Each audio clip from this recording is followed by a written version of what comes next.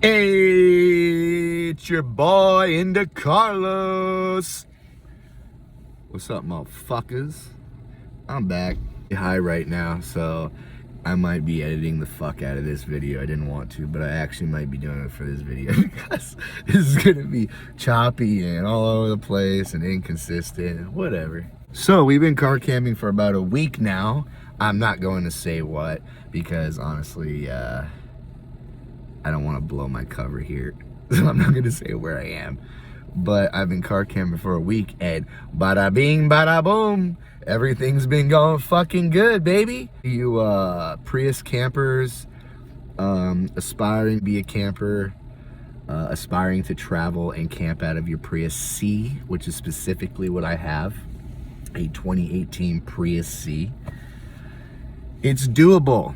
I'm 5'8", and I heard a lot of people could not do it in a Prius C. They didn't have enough leg room. They couldn't stretch out enough when they were trying to sleep in the back. That's not true. I did no build. I'll show it when it's clean. It's not all the way clean right now, and I'm gonna add a few things tomorrow. But I am gonna post another video of an update of what the actual inside looks like, because I did like a half-ass build just to see what it would do. And honestly, it's been comfortable. And when I say half-ass build, I literally mean I did nothing permanently to change or alter this vehicle on the inside. I did it. Everything is the same as it is right now. I did nothing to, like, you know, install wood or make a platform like a lot of people I've seen do on a lot of these videos. I didn't remove my front seat. I was thinking about it. I still kind of am. I'm on the fence of it, but honestly, for now, it's not necessary, because once I remove my seat, then I'm committed to investing more into, then I do have to buy or cut out wood for a platform, and then I gotta buy storage, and I gotta get hinges and all that. You don't need all that, dude. And I'm not saying that because I'm trying to be like, you know, say like this way is better than the other way. Maybe that way, if the platform is the way you want, go for it, make a platform, I don't care. I chose not to do that, because you don't pay anything. It's very simple to do what I did in the back.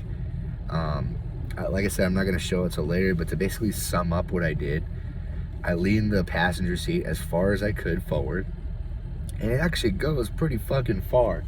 And when you lay the back seat down, the whole thing lays down flat in one piece in the 2018 Prius C. At least the 2018 here does. It all folds down flat once. It's not one-sided. So once you unlatch, the whole thing is down. So with the back seats down and the front passenger seat all the way forward, reclined forward, it's more than enough. Like, if you're trying to, like, sleep straight forward, like, your feet straight in front of you, that's not gonna work. As a 5'8" person, which is 68 inches, that's not gonna work. So what I do is, I just tilt a little bit to the left, and then my feet are able to extend longer to the right. And I'm surprised, but it worked. It fucking worked. I didn't think it was gonna work. But if you sleep at an angle, almost like an X angle, if you will, just imagine there's an X and your body is the one half of it that goes perfectly sideways in the back, then yeah. But when I say perfectly sideways, like I said, I didn't even go all the way to that angle. I just tilted it ever so, and I was honestly able to slide my feet so much more forward than I thought. And what I did, like I said, I'm summing this up. I'll give a full video to show everybody, but I'm summing it up again, so don't worry, I'll show it. But I got a mattress pad, and it's a quality one, not one of those cheapy, shitty Walmart ones, like an actual Thermopedic one. And I got it like 2 inches wide. I cut that bitch, queen one, in half. When you cut it, actually it works perfect. I didn't think I thought I was gonna have to go back and recut. It worked perfect. You cut the queen memory foam 2-inch or higher. Honestly, a higher one would probably be better for more cushion. I'm thinking about upgrading eventually, but right now I don't want to do that. I'm good. But the 2-inch memory foam queen, You just cut that bitch in half. Fold it. Boom. Slides behind the passenger seat. It actually fits perfectly to the trunk. Perfectly. Like, it's not jammed up. Like, I don't want to show it's messy, but it's so messy. But it's not jammed up at all. Like, there's clearance. Like, even to slide my hand under between the seat and the mattress that I cut in half in two. Like, there's space. There's plenty of space in the back. There's plenty of space in the front to, like, maybe store small things, right? If you wanted to. I don't do that. I use the whole other side behind me for storing all sorts of shit. You know what I mean? And by the way, I don't know if anybody knew, but I have a cat, and her name is Mama. Mama! Hi. She just yawned and looked at me. But yeah, I travel with her, and we have her cat box, and it's crazy how everything just fit perfect. I don't know. Maybe I'm just good with puzzle pieces, I guess. But like, I slid her cat box perfectly at an angle, but it's not tipped over. It's like that. It's like, if you're looking at it, it's like this, right? Instead of flat, it's a little bit tilted at an angle, and I tucked it under kind of the glove box area near the feet, and it fits snug and perfect. And you're probably also wondering, you know, like, yes, traveling with a pet, you know, you got to be concerned about smells, right? And nobody wants to smell that urine from a cat. That shit sucks. So rule number one that I recommend if you do have a cat is get a quality litter. Like, put quality litter for your cat's litter box in there. Like, don't go to the 99-cent store or bargain shelf or whatever and get whatever's cheap. I mean, I understand, I'm trying to be cheap too, and so far it's been really efficient. And yeah, you save a lot of money car camping, but we'll save that for another video. Anyways, you need to get quality litter, right? You get quality litter that's gonna seal that smell in, because you gotta think, if you're gonna travel with a cat, especially not a dog, where you can walk it whenever you want to, on a campground, at a park, outside a store, as long as there's a grassy area, practically everywhere is dog friendly to go to the bathroom, and they have dog bags everywhere, right? Cats are different. You gotta actually change their litter box and shit and piss. And especially when you live in the same vicinity as an animal like this, and their shitter is right next to you, you have to change that thing at least once or twice a day. And that's how I maintain hers. I have Clorox wipes, and I wipe that thing down real sterile and good every time. And it's like it's one of those 3-piece ones where you can sift it out. Easy, dude. Sift it out, all the cat shit that's bad. Dump it. Brand new litter box. If there's anything dirty on the outside, I Clorox wipe the rim, and then we're good. You know what I mean? And then we're done. But yeah, that's what I do for having a cat, at least. Like, that's probably like the easiest way I can say to maintain your vehicle to not smell. Because I mean, I've been in some, I don't understand it either. And it's not that, like, I'm smelling right now to see if I'm crazy, but it's not that I'm immune to like feline, feces and urine now because I have one. It's just it's the fact that I'm actually really sensitive on smells, and I don't like bad smells. And because of that, I'm almost OCD when it comes to cleaning her cat box, because I don't want to live in an area where it's going to constantly smell like a toilet, However, there's a lot of cat owners that, I swear to you, you'll go into their home, and you guys know what I'm talking about. You go to your friends, your family has a cat, doesn't really take care of the litter box too well, and it smells like strong pneumonia. It's just disgusting. It's gross. And their clothes smell like it, their cars smell like it, their home, everything they own smells like it. And, I've always asked too, people, like, sometimes, like, when I'm out and about too, like, not to be weird or anything, but, I'm self-conscious too. I don't want to smell like that and offend other people. So, like, I asked one lady one time at the, like, grocery store, I was like, by the way, a random question or anything, but, like, do I smell like anything particular or familiar that you know of? Like, no, actually, it smells good. It smells like cologne. I was like, okay, cool. So I'm doing my job. So there you go. Clean the litter box at least once or twice a day. Don't get lazy on it, dude. Trust me, it sucks. That's my tip for pet cleanliness when you travel with them. But yeah, that's, you know, for cats, it's different. Dogs is a lot easier. You can take them anywhere. You can do whatever. But, you know, cats, make sure you change the box. Another thing to do to keep the scent really good all the time is you can get air fresheners for your car. And I don't do that necessarily because I feel like air fresheners sometimes can be a little bit overpowering, where it's almost too much. So what I chose to do as an alternative was I got a Febreze bottle, and I'll spray the car every so often, every time, like, you know, because I smoke sometimes, you know, we're not gonna say what, but, you know, yeah, cigarettes, yeah, we smoke cigarettes in the car sometimes, and I don't want it to smell like cigarette schmear. So what I do is I get a little Febreze bottle, bow, fucking Emerald Lagasse, bam, that shit is good to go. So air fresheners can be good, but they're extremely overpowering. They only last, you know, maybe a couple hours a day, and then the real part of it, at least, you know, that's gone. Febreze or any of those can sprays you can get, you know, you can tuck it really in the side of your car. It's easy to put in, like, even a cup holders in the side of the car, or in the front or the back, whatever. But it's really nice to just spritz it every once in a while, so it smells fresh, smells like a home, you know. And, you know, and that's the idea, right? When you're car camping or van or life or whatever you're doing, camper life, you know, camper life is dope. And if you're doing it like that, make sure that, you know, you keep your car fresh. That's basically the key.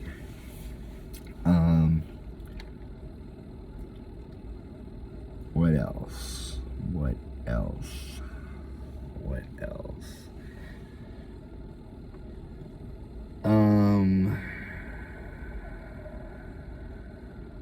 Covered how I did the setup. I covered where I store stuff.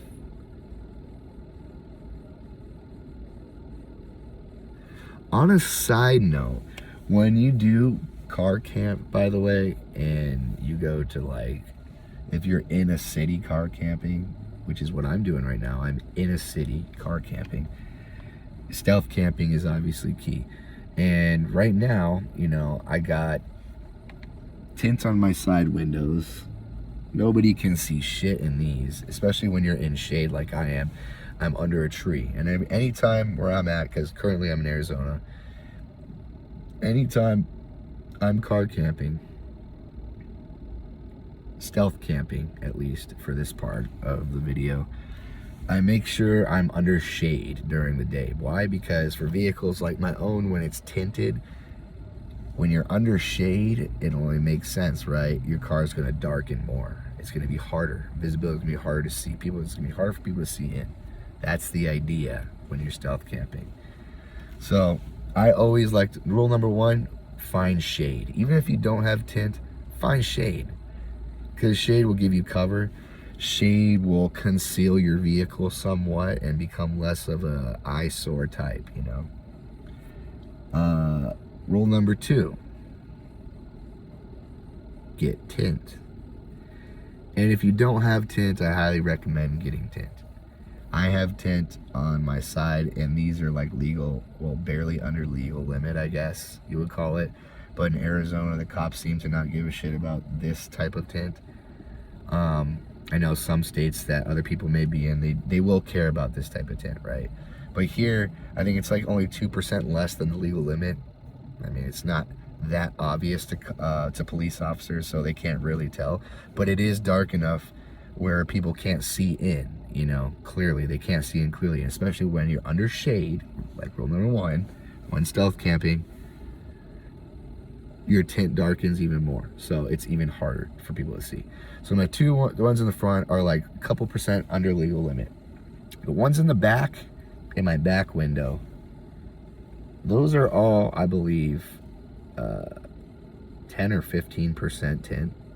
Either way, whenever you're hitting like below that 20 level of percent, you're gonna get pretty dark, you know what I'm saying? You're getting dark really quickly. I believe 5% is limo tint. Correct me if I'm wrong in the comments, but I could be wrong, but I think 5% is limo tint. It's either 5 or 10. Either way, this is like around 10, 15. The back ones for sure, I know that. And that goes for the very back window, because Priuses have that back glass on the trunk because it's a hatchback. Everything in the back is all 10 to 15. Nobody can see shit in there during the day. I can sit in the sun, no one can see shit in there during the day. If they press their face up against the glass, which I've tried during the day, they still can't see shit during the day. The only time people can see me a little bit is during the day when I'm sitting like this and these legal limit front windows, but just barely, because like I said, I'm almost certain 25% is legal in Arizona. I think these are 22, if I'm right. I think these are 22. They're 3% less. So they're just barely under legal, and they are darker though than legal. Because I saw what it would have looked like. What the fuck? With the legal limit, and then with the 3% less than legal limit, which is 22%. And I was like, wow, night and day. You know what I'm saying? And it's, even though it is night and day, so obviously you can see the difference. Technically it's only a few percent under, so if a cop pulled you over, and somehow, I've never seen this happen to me once in Arizona, and by the way, I used to have a hatchback Saturn station wagon, had 5% limo tint on all windows, even the front. I never got harassed by Arizona cops. I will give the Arizona cops that, is they're not out there, you know, fucking with you really. At least I've never had that problem. They're usually doing real shit somewhere else. You know what I'm saying? So you don't have to worry about little shit like that, especially as a stealth camper. You know, but for some reason, like I said, out of the blue, they decided to come over here and put their little glass thing on top of my, their tester on top of my glass. That thing they slide on top of your window to check the percent. And they saw that it was 3% less. It'd probably give me a fucking warning. You know, honestly, knowing how lenient they are about shit like that here, they'd probably give me a warning. Or if they did give me a ticket, it'd be such a small ticket because the percentage is so small that I have under legal. You know what I mean? And that's only the front. In the state of Arizona, the front ones are the only ones they really give a shit about. And obviously the windshield, the very front. But everything from the behind, you know, the passenger and back, it doesn't matter. You can have it whatever you want. They don't care. Honestly, I just, you know, speaking of it right now, I'm looking at 3 trucks that just passed. All of their windows are 5%, even the front ones. Because I just don't think people give a shit in this state. Honestly, I'm not a big fan of Arizona, but I will say that the cops here, you know, I haven't had a problem with cops here at all. None. So for Arizona police officers, my hat's off to you. You guys are fucking cool, man. Anyways, that's a side note. Back to the main thing. So that's rule number 2, is you need to have tint. Rule number 1, shade. Rule number 2, you need to have tint. Going on other little things, you know, like for stealth camping, right? You know, there's a lot of places you can stealth camp. There is Free Roam, that's an app.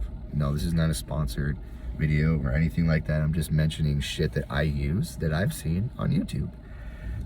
Free Roam is an app. Overlander is also an app you can use for boondocking spots, RV spots, camping spots in general. You know, BLM land is everywhere. You can camp there for free. Rest stops, all sorts of things, man. Camping to rest stops to whatever you want to find, like you're gonna find it there. And those apps are very useful, you know, as far as camping and stealth camping. You know what I'm saying? Like, not all those spots technically you can camp at, but you know what I mean. If you stealth camp, you can. You can camp anywhere when you stealth camp. But I think that, you know, when you stealth camp, you got to follow common knowledge, though, do common sense things. I feel like a lot of people don't understand that. It's like, you're stealth camping, right? Stealth, number 1 thing. You know, like, don't forget that. You're not out there, you know, with your lawn chair, with your little mini barbecue, with your sunglasses on, with your shirt off, drinking a cold one in the parking lot somewhere, or in a residential neighborhood or whatever. Like, that's not what you do. That's not stealth camping, man. You don't do that shit. That's not stealth camping. When you're stealth camping, rule number 1, shut the fuck up. Rule number 2, don't shine any bright lights in your car that draw attention. No. That means hide all your lights on the inside if you can, if you have covers or blankets or, you know, things you could throw over them to kind of dim or eliminate those neon beams on the inside of the car. We all have them for our, you know, our touch screens, or, you know, for the AC or the dash, you know. And those are bright at night too, and you need to cover those. So make sure you're not shining bright lights. Cover your shit. Make sure there's no illumination, especially when it becomes dark out.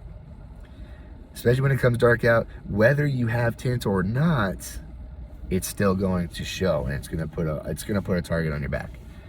So you have to make sure that you have, like, for me, for an example, I use my jacket when I'm not using it during the night, because I'm usually pretty solid in this fleece blanket I have back here. It's super fucking warm, man. I use my jacket and I cover my dash, and I use the sleeves, I tie it around, and I drape them over my screen, because it's a touch screen for audio and all this stuff in the front, because it's one of the newer model Priuses. I drape the sleeves over the screen, and I slightly tilt one of the sleeves to kind of drape over the AC buttons as well, that also illuminate. That eliminates every single light that the car can emit on the inside that's from your vehicle. So whether or not you have a tint, if you just do that too at nighttime and eliminate all those lights on the inside, and just cover your windows, you know, if you don't have tint, Reflectix. But if you do have tint, you cover all that stuff on the inside, no one's seeing anything, bro. And I get it, you know, some people want that privacy layer, so they use Reflectix on their tint because they don't want people pressing their faces on the inside. But then again, like I said, if you have dark enough tint and you press your face up against the tint, nobody's gonna see anything in your car anyways. So I chose to save money on my budget there. I did not get Reflectix. I just don't see a purpose in it. Instead, for the front window, which I'm sure people are wondering, right, because that's the only window that's not tinted in this vehicle, and it is a wide open target, right? I have a reflective, like mirror reflective sunshade that's industrial grade or whatever, and it's actually really dope. It cools the car like by 20 degrees, even more. Puts less stress on my vehicle, less stress on the hybrid battery to run the AC and everything when it's in ready mode. And yeah, it's been that's how I cover the entire front glass, and it's been super effective, honestly. Once you cover that front glass too, that is also where most of the light during the daytime comes in. So when that glass is all the way pretty much covered and all these other windows are tinted that I have, you can't see shit in here during the day. They might see, you know, through and through these, like hand movements or my head, but they couldn't make out my facial features. They can't see me looking at them. They can see a silhouette maybe, but during the day I'm not tripping on that, at least if I'm sitting right here. If I'm laying back there during the day, I can lay back there, do whatever I want, watch a movie, lay down, no one's gonna see me. I can do whatever I want. But you know, when I'm sitting up like this and talking and stuff, like, yeah, so no one's gonna see me during the day. That's all you need really for stealth camping, I'd say. As long as you have tint, like I keep reiterating that fact, but I really do want to say, if you're gonna be a car camper, a vanner, or whatever, you know, make sure you have tint on your vehicle. I mean, because there'll be times where, you know, let's be honest, you're not gonna have a camping spot. You're not gonna find the ideal RV spot, especially if you're someone that's just kind of like, go travel, I'm tired, I'm gonna pull over and pull up a camping spot on this app and see if I find one. Things aren't always gonna work out ideally. And what I mean that is, maybe you're gonna be in a very public spot, or maybe you're gonna be in a spot near a main road. And, you know, when you don't have tint, that can be really unsettling, you know what I mean? And if you don't even have Reflectix, or anything to cover your windows, that can be really uncomfortable. And for me, I guess, as a man, a grown man and a tattooed man, you know what I mean, that looks the way I do, you know, I don't think people are really just gonna like go out of their way to fuck with me. And I've never really had that problem in my entire life of people trying to fuck with me. I've never really had that problem. So it's just kind of like, for me, I'm not scared. I understand as a woman you might be like a little bit nervous, but for me as a man, you know, for all the guys out there, you know, that, you know, aren't very uncomfortable, you know, car camping or whatever, and you know, you're not, I don't know, you're just comfortable in your own skin, right? Maybe it's not even a guy. Let me reiterate that too. Let me rephrase that. Guy or girl, fuck it, whatever. If you're comfortable, you're comfortable, right? You know, and you don't need reflectix on top of tints. I sleep with tints. Never had a problem. I've never got a knock yet, thank God. But you know what I mean? Like, I've even, like I said, pressed my face against all my windows at nighttime, just even the front ones. After I put my windshield reflective cover, I cover the front, I got outside at nighttime and I looked around to see if people could see on the inside. Nobody could see on the inside. And you know what I mean? Like, that's good enough for me, especially since I sleep in the back, in the very back. So even if you pressed your face up here, like I've tried already, you can't see shit. Everything is so dark, especially when you're stealth camping, you know, like I said, you want to get shade, right? You want to be in a place that's hidden. You don't want to be under, you know, in the city under a lamppost. Yes, you may feel safer because it's illuminated. However, it's illuminated and so are you. So now people are looking at your vehicle. So that's not always a good thing either. You want to be in the dark. You want to be an assassin, essentially. You want to be the stealthiest CIA agent that ever existed. You know what I mean? Like, you don't want to be seen. The idea is to not be seen, right? I keep saying it, but trust me, someone's going to be like, whatever. They're not going to listen, and they're going to end up getting caught. It's all about common sense, picking your spots, covering your vehicle, taking care of your vehicle, and enjoying your life, baby, because you only got one to live. All right, that's all I gotta say for this video. This is basically a week update, and as you can tell, everything is going good. Those are the few things I've learned so far. You know, obviously there's probably plenty more that I can learn, and there's probably plenty more I can learn from you guys that you probably know way more than I do about this kind of lifestyle. And if you do, I appreciate the advice. So come on in the comment section, let me know something. You know what I mean? What could I do better than I'm already doing now? Like, how could I improve my living standards now? If you know, tell me. But as of right now, I feel like I've got it all covered. I don't have to worry about rent anymore. That's fucking awesome. I don't have a water and electric bill. That's fucking awesome. I just have to pay for my car, which I need to catch up on. And car insurance, my phone. That's it. I work a side job, and if you're wondering what that side job is, it's called Uber. And there's plenty of things you can do for Uber. You can even work for Lyft. But that's the side job, and it's awesome. I don't have to work all day. I work when I want. I work to make just enough for each day, because that's all I need. And especially when you're stealth camping, there's plenty of options for resources in the city, for food, for showering, for things you need like that. And I'll cover that in another video of how you shower, right? How you shower without using water. Ever think about that?